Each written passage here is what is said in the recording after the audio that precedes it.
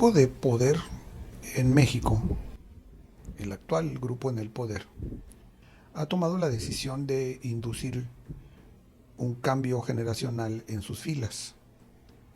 Y ese cambio se está empezando a ver en el relevo que acaban de resolver para la dirigencia nacional de su partido, de Morena. Este cambio generacional se ve simbolizado en los tres cargos más importantes de esta dirección nacional. En la presidencia, Luisa María Alcalde, 37 años. En la Secretaría General, Carolina Rangel, 36. En la Secretaría de Organización, Andrés López Beltrán, 39. Y son jóvenes que pertenecen a una generación conocida como la generación Y o la generación millennials, cuya característica es, entre otras, que son contemporáneos de grandes cambios que hicieron la transformación en el mundo reciente y que eso les da una visión muy particular de lo que es pues, la vida, la política y de lo que es el mundo, ¿no? En términos informativos, comunicacionales, culturales inclusive, son ya nativos digitales. Ellos nacen en la década de la primera generación de los teléfonos celulares, crecen durante la década de los 90 de la segunda generación, de los videojuegos y de la masificación del Internet. Y ya cuando arriban a la edad de ingresar al mercado de trabajo, al momento de ser ciudadanos y tener derecho al voto, es el momento que está en consonancia con la llegada, la proliferación y el cambio del mundo comunicacional de los teléfonos inteligentes. Por el lado político o geopolítico, durante la primera etapa de su vida, mientras entre lo que tienen 0 o 8 años de edad, sucede la crisis electoral del 87-88, a la que va a dar pie a la gran revuelta por la pluralidad y la democracia en México. Sucede la fractura del PRI nacionalista, aquel que encuentra convergencia con la izquierda socialista y que va a formar parte va a constituir al PRD en 1989. La caída del muro de Berlín en ese mismo año, en el 89, y posteriormente la disolución de la Unión Soviética en 1991 y el final de la Guerra Fría. En México también sucede en el 94 el asesinato de Colosio y simultáneo en el momento histórico al ingreso de México en el Tratado de Libre Comercio de América del Norte, que va a cambiar, que va a abrir la dinámica económica de México en consonancia con lo que está sucediendo en el mundo. Estos jóvenes tendrán entre 8 y 15 años cuando el PRI pierde por primera vez el Congreso Federal en 1997, al igual que la Ciudad de México, el corazón político del país. Cuando el PRI pierde la presidencia de la República en el 2000. Y también cuando las Torres Gemelas, 2001, son derribadas y hay un cambio de los paradigmas internacionales. En México, como decía, es la etapa donde el PRI desaparece como fuerza hegemónica o deja de ser la fuerza hegemónica, la única, la que concentra el poder, la que decide los presupuestos y la escena nacional, y el país pues se abre al mundo. Es, por lo tanto, esta etapa de maduración de estos jóvenes, la etapa del florecimiento de la competencia política abierta, de la competencia comercial, de la lucha legal, de la pluralidad, de la alternancia, de la democracia, ¿no? Cuando deciden incorporarse a hacer política opositora, pues a diferencia de las generaciones anteriores, ya no tuvieron que pensar en irse a la ilegalidad o a la clandestinidad o a la guerrilla, como sucedió con la izquierda de generaciones anteriores, pero tampoco debieron vivir con la zozobra o con la frustrante sensación de ser minoría contestataria eterna, como era el caso del PAN, que así lo había vivido desde 1939.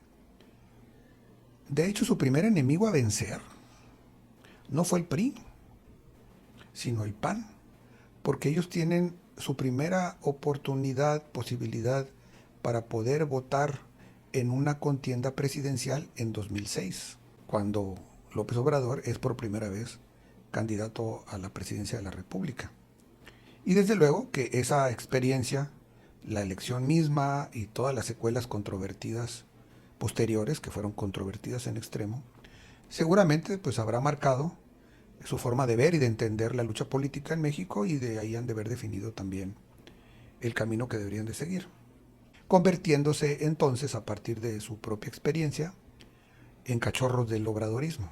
Pero hay que insistir, es en una etapa de florecimiento de la pluralidad, de la competencia, de la lucha por las libertades, del intento del ejercicio de la democracia, fenómeno que no solamente sucede en México, sino que está sucediendo en el resto del mundo. Hay que recordar, de acuerdo a los rankings internacionales sobre los índices de democracia, es en la etapa entre los años 80 y mediados de la década, de la segunda década ya del siglo XXI, donde proliferan las democracias, donde la mayoría de los países, más del 60% y creciendo en ese momento, y de la población mundial está gobernada por regímenes democráticos. Y aunque México entra de manera tardía, hasta los años 90, en esta dinámica, pues forma parte de esta ola de apertura democratizadora en el mundo. Es por eso que los millennials, que surgen en esta etapa de los 80s y que se forman a lo largo de los 90s y el principio de los 2000, son catalogados en general por ser abiertos al mundo, defensores de la pluralidad y de la diversidad. Son partidarios de las causas colectivas, a pesar del entorno comunicacional tan individualista. Es decir, aprendieron que en política se compite, se vale disentir, se disputa, y que la alternancia en el poder es perfectamente viable, aceptada por la sociedad y sin sobresaltos para la estabilidad. Sin embargo, el mundo ha dado un giro radical en los últimos años, en los años recientes. Después, sobre todo, de la crisis del 2007-2008, la crisis económica y financiera, que sigue todavía repercutiendo en sus secuelas. Hay un giro que además es acentuado por los inesperados efectos de la pandemia del COVID-19, ya hacia el 2020. Y el efecto ha sido que, contrario a todo lo que vimos en la etapa anterior, los mercados globales se contraen artificialmente, me parece, por los proteccionismos nacionalistas, las fronteras se cierran, se exigen visas cada vez más para el tránsito de las personas, se imponen aranceles cada vez más para los flujos comerciales, las mercancías. Van aumentando tanto las contradicciones económicas, políticas y hasta las personales, ¿no? Se exaltan en esta cerrazón individual, ideológica y mental, se exaltan las diferencias frente a el otro, a ese otro que se considera distinto a uno, ya sea por origen, por creencias o por preferencias. Las identidades parciales van sustituyendo a las del conjunto, a la identidad del colectivo. Y hay un ambiente de incertidumbre muy marcado por los acelerados cambios tecnológicos que son difíciles de comprender y de procesar. Se usan, pero cuesta trabajo entenderlos y generan un alto grado de incertidumbre sobre sus impactos hacia el futuro. En este contexto, pues la sensibilidad está a flor de piel, la nube anímica es propensa para la desconfianza, el conflicto, la violencia, las guerras. Y en esas condiciones, en el mundo en general, se ha ido perdiendo el afecto social por la democracia y por la pluralidad. Cada vez más se demanda, se acepta y se consiente de manera mayoritaria la concentración del poder y eventualmente el autoritarismo. Y hay quien sabe aprovecharlo.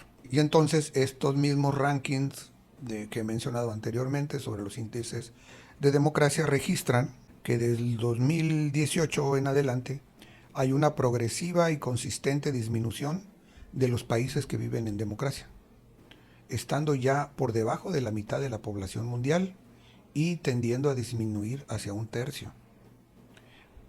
Eso ha permitido que se propaguen los regímenes marcadamente autoritarios y los que han sido llamados intermedios o híbridos, entre los cuales, por cierto, se encuentra nuestro país. Entonces, montado sobre esta ola mundial, México se encuentra justamente ahora en su muy particular etapa de concentración o de reconcentración del poder.